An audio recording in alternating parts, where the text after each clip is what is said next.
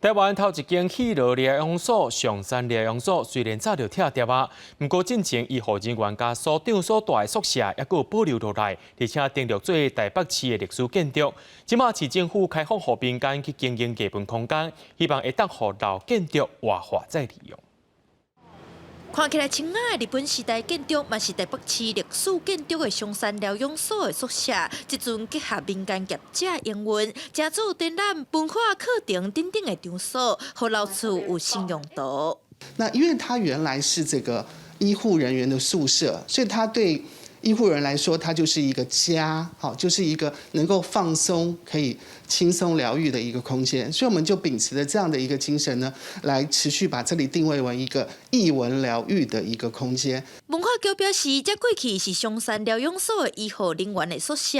疗养所本身是台湾第一间喜乐的疗养所，虽然目前敢若剩医护人员甲所长的宿舍，总是见证台北的医疗历史。另外，宿舍内底嘛保留真侪迄当时的元素。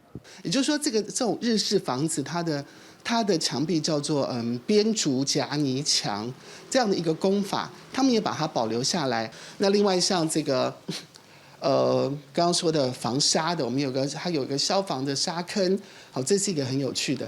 业者表示，这个建筑佫有一个特色，是融入西洋风格，四界空间嘛，互人有轻松的感觉。希望老建筑的中心，通正做艺文新地标。记者陈亚文、徐凯台北报道。